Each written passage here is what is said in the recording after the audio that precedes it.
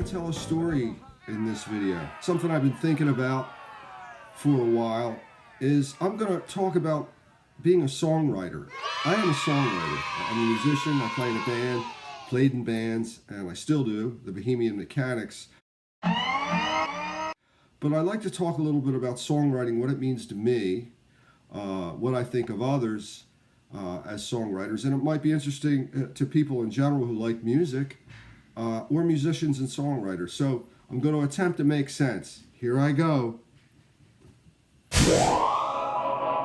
Okay, I'm going to call this part 1. 1, 2, 3, 4.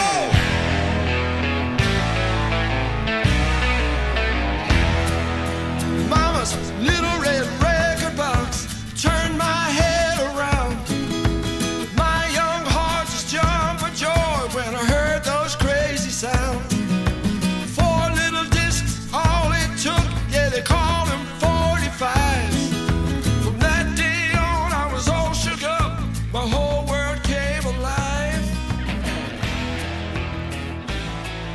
And I guess I'm experimenting, and I'm going to see how many views I get on this, whether I'm going to continue it or not. You know, I might just be a windbag about it, but I think I might have some interesting things to say about this. So in part 1, the first thing I'm thinking and going to talk about is when I became aware of what a songwriter was. The first time I became aware of songwriting, thinking about who wrote the song or where it came from, was with the Beatles. Because, you know, these guys write their own song. Well, they did a lot of covers in the beginning, but, you know, there was mention about them writing their own songs. I Want to Hold Your Hand, She Loves You. Besides the, you know, the rock and roll covers that they were doing, and R&B covers, which were great.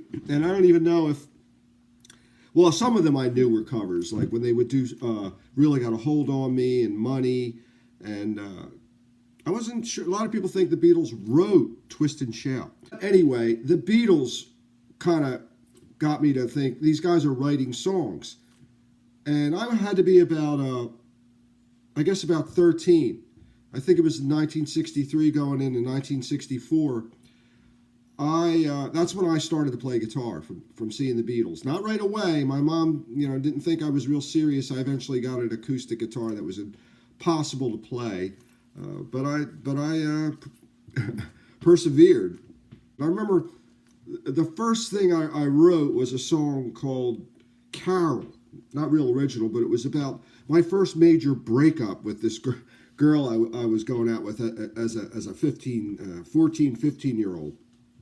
And the second song I remember writing in that fashion, you know, just banging some chords out, putting them together and making up a melody and words, which later on I found out they're called lyrics, was a song called I Think It's a Sin. It was kind of modeled on She Loves You. You know, you're talking about somebody else's relationship, and the words, when I think it's a sin, yeah, the way you treated him, and now you're running to me. Leave me alone once you go on home. I think it's a sin, the way you treated him.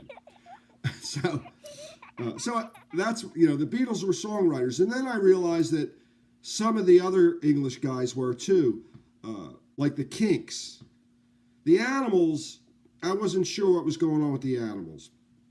The Kinks, the Stones didn't really start writing their own stuff. There's a long story about Andrew Loog Oldham locking them in a room and said, you can't come out until you write a song. So that was my introduction to, like, I know what songwriters are. These guys are writing their own songs. They're making up chords and melodies and music to play with it. The second thing I realized way later was people were writing music, writing songs, you know, literally with writing music. And composing. They would be what you call composers. Somewhere way later, I realized, you know, not way later, but, you know, the classical composers wrote their Bach and Beethoven and Mozart and, you know, Joe Blow, what have you. You know, they were writing music. You'd see their written music. But songwriters were writing music too. You'd have these teams like in the 40s and 50s where you'd have a guy would be the songwriter. He'd write the music. A lot of times he'd team up with a lyricist, a guy who was writing the words. Sometimes a lyricist could do both. Sometimes the guy that was writing music could do both. But there were these songwriting teams, Goffin and King, and they're the ones that come to mind. There were others. So that was that style of songwriting. But the style that I got involved in and that I could do and relate was what you call your head arrangements, where you're strumming chords, you're making them up, maybe you're writing them down, and you make up words, on a piece of napkin. So that's what I was doing, writing songs, playing chords. Each new chord I learned, I try to fit it in somehow.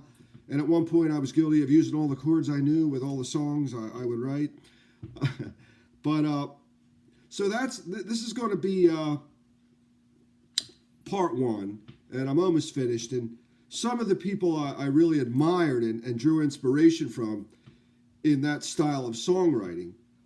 Like I didn't know Chuck Berry wrote his own songs, and found out later a lot of the rock and roll songs were written at the Brill Building and other places where songwriters were hired, like Neil Diamond and Carole King and Doc Pomus. Were writing songs and people were recording them, rock and roll or pop artists. But the guys I admired at first were number one, the Beatles. And then I realized Ray Davies. I loved Ray Davies. And then Brian Wilson. So in that order, Beatles, Ray Davies, and Brian Wilson were people that I realized were writing their own songs, and I liked them. They inspired me to continue on writing songs to this day. So thanks. I hope you dig this. If not, I'm not going to do any more.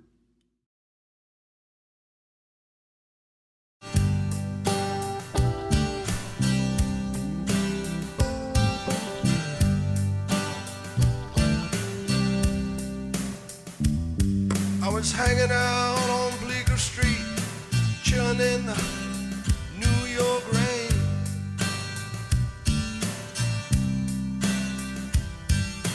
Waiting on a village angel, come and take away my pain. Well, I saw a lady luck go stumbling by crying, not wearing any shoes.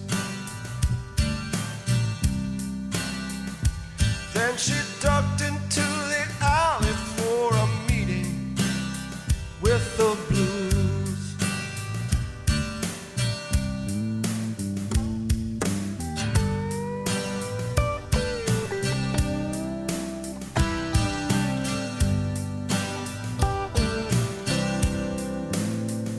The man said, "Hi, my name is Art. Get the picture? I've been framed." Then he stared into my eyes and he asked me, "Can you spare any change?"